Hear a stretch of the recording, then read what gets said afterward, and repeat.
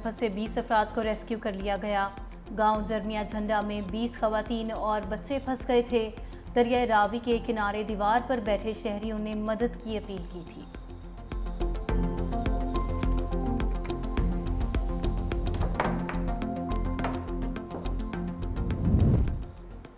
वज़ीर-ए-आज़म की ज़ेर सदारत सैलाबी सूरत-ए-हाल पर अहम बैठक। कहा सैलाब से मुतासरा सूबा पंजाब के अजला में रेस्क्यू ऑपरेशन तेज़ किया जाए। मुतासरा इलाकों में फंसे अफराद के इनखला के लिए जारी ऑपरेशन में मज़ीद तेज़ी लाने की हिदायत। वज़ीर-ए-आज़म का मुतासरीन को खुराक, अद्वियात और खैमों की फराहमी यकीनी बनाने का हुक्म। चेयरमैन NGMA को पंजाब के डिजास्टर मैनेजमेंट के इदारे से मुकम्मल राब्ते में रहने की हिदायत। ब्रीफिंग में बताया कि सतलुज के सैलाब से मुतासरा अजला में रेस्क्यू ऑपरेशंस जारी हैं। अब तक 1,74,074 अफराद को महफूज मकामात पर मुंतकिल किया जा चुका है।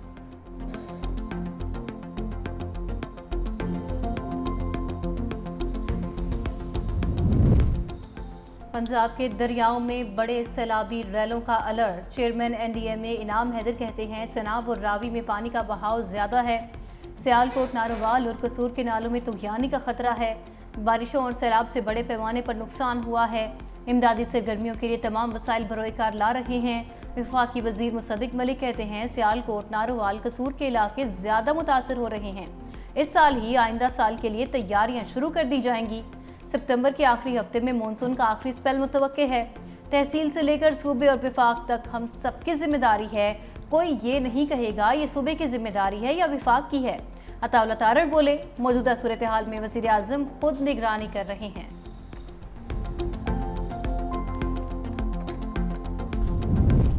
बोनेर में सैलाब के बाइस तहाल 13 अफराद लापता। खैबर पख्तूनख्वा में बारिश और फ्लैश फ्लड से अमवात की तादाद 406 हो गई। बोनेर में सबसे ज्यादा 237 अफराद जाँ बाग हुए। क्लाउड बर्स्ट और सैलाब से बिजली का निज़ाम बुरी तरह मुतासर।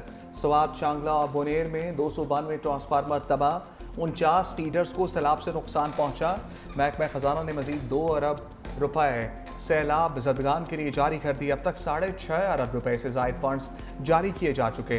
तालीदास गांव की तबाही के बाद हुकूमत का मुतबादिल गांव बनाने का फैसला। सैलाब से सैकड़ों अफराद बेघर हो चुके। मुतासरीन की बहाली के लिए रिलीफ ऑपरेशन जारी। गजर में ग्लेशियर फटने से बनने वाली झील से पानी का भी अखराज। तर्जमान फैजुल्लाह फराह कहते हैं तालीदास के मुतासरीन के लिए 150 से जायद खैमे फराहम किए जा चुके। मसनूई झील की रोजाना की बुनियाद पर मॉनिटरिंग की जा रही है। Pakistan has hardly any road gases emission, yet we are one of those 10 topmost countries which are exposed to the vagaries of climate change. We really need to address, but we can't do it alone. The Western world has to have hand-holding. वज़ीर आज़म ने माहौलियाती challenges पर अक़वाम आलम का ज़मीर झंझोड़ दिया। तकरीब से खिताब में कहा पाकिस्तान का ग्रीन गैसेस के अखराज में बहुत कम हिस्सा है। माहौलियाती चैलेंज का तन्हा मुकाबला नहीं कर सकते। माहौलियाती तब्दीलियों से निपटने के लिए दुनिया को पाकिस्तान की मदद करना होगी। पाकिस्तान माहौलियाती तब्दीलियों से मुतासरा ममालिक में शामिल है। दरियाओं में तुगयानी से जानी और माली नुकसान हुआ। 2022 में 30 अरब से ज़ायद का नुकसान हुआ। सैलाब से सैकड़ों अमवात और इमलाक को नुकसान पहुंचा।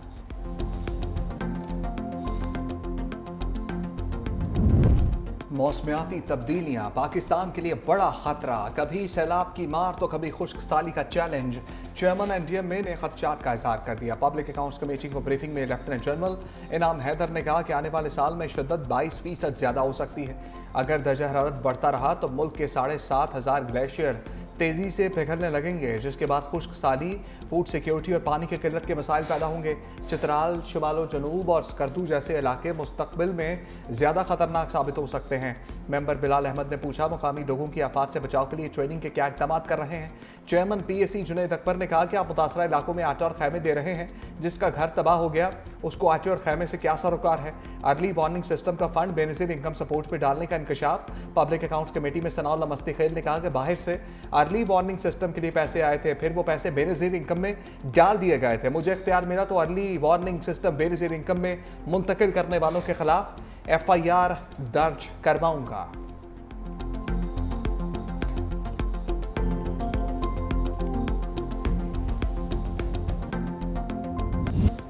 पाक अफगान सरहद पर फितनाल हिंदुस्तान के दहशतगर्दों का इबरतनाक अंजाम। बलूचिस्तान में सिक्योरिटी फोर्सेस का ऑपरेशन क्लीन अप। 7 से 9 अगस्त तक 47 दहशतगर्द मारे गए।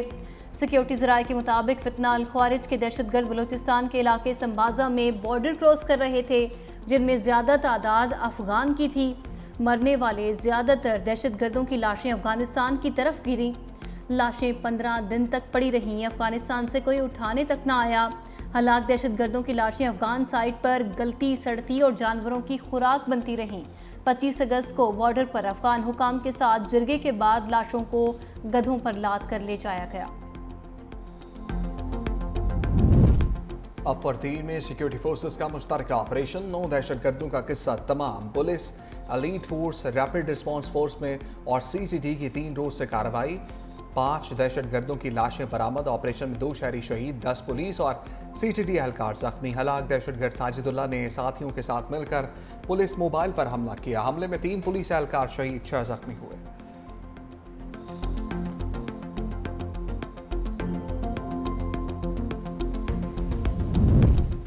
तहरीक इंसाफ को कायमा कमेटियों से मुस्ताफी होने की हिदायत। अलीमा खान ने मीडिया से गुफ्तगू करते हुए कहा, ज़िमनी इलेक्शन में हिस्सा लेने ना लेने का फैसला जल्द करेंगे। सियासी कमेटी को ज़िमनी इलेक्शन से मुतालिक मुशावरत करने का कहा है। सियासी कमेटी अपना फैसला करके कल बानी पीटीआई को आगाह करेगी। मजीद बोली, सलमान अकरम राजा से मेरी कोई तल्ख कलामी नहीं हुई। वो हमारे वकील हैं, हमारी फैमिली की तरह हैं। इलेक्शन में इस्तीफे का ताल्लुक है, खान साहब ने मंजूरी नहीं दी। बाकी जो इलेक्शन के हवाले से आज शाम पॉलिटिकल कमेटी की फिर मीटिंग होगी। खान साहब ने कुछ वाज़ेह हिदायत दी हैं। सलमान अकरम राजा का इस्तीफा रिजेक्ट हो गया। अडयाला जेल के बाहर मीडिया से गुफ्तगू में जनरल सेक्रेटरी सलमान अकरम राजा ने कहा, अपोजिशन लीडर उमर अयूब और शिबली फराजी हैं, वो अदालतों में अपने मुकदमात लड़ रहे हैं। कौमी असम्बली के लिए महमूद खान अचकजई का नाम बानी पीटीआई ने दोहराया है।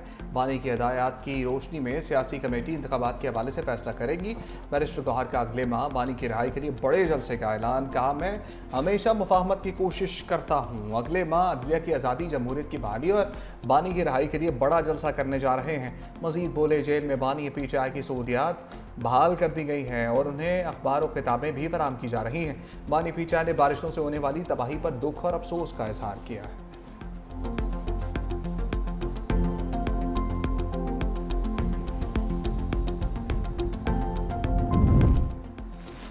दुनिया के सबसे बड़े फ्री रिहायशी मंसूबे पर काम तेजी से जारी है। बिलावल भुट्टो कहते हैं, सैलाब मुतासरीन की बहाली का वादा तकमील के मराहिल में है। 21 लाख खवातीन को घरों की मालिक बनाना खामोश समाजी इनकलाब की इब्तिदा है। चेयरमैन पीपल्स पार्टी की तालुका मेरो खान में गांव न्यू थारो ढो वडो में आमद हुई। सिंध पीपल्स हाउसिंग के तहत बनने वाले घरों का दौरा, घरों की मालिकाना असनाद उस घर की खवातीन में तकसीम की।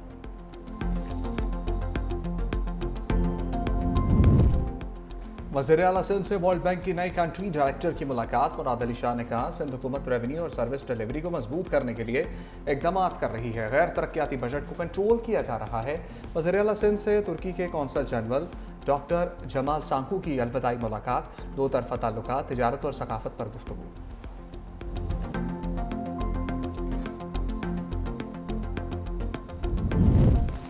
पंजाब के लिए इलेक्ट्रिक बसों का नया तोहफा। शंघाई पोर्ट से मजीद 100 जदीद तरीन इलेक्ट्रिक बसें रवाना। वज़ीर आला पंजाब मरियम नवाज ने कहा, पंजाब के हर जिला में दिसंबर तक इलेक्ट्रिक बसें चल रही होंगी। इलेक्ट्रिक बस का किराया सिर्फ 20 रुपये होगा। इलेक्ट्रिक बस में एयर कंडीशन और अंदरूनी मौसम कंट्रोल की सहूलत भी मौजूद होगी।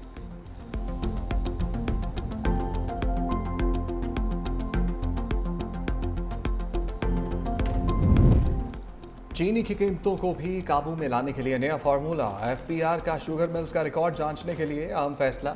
मुल्क भर की 45 शुगर मिल्स में एहलकार तैनात कर दिए। लाहौर, पेशावर, सक्खर समेत मुख्तलिफ इलाकों में कायम शुगर मिलों के रिकॉर्ड की जांच पड़ताल की जाएगी।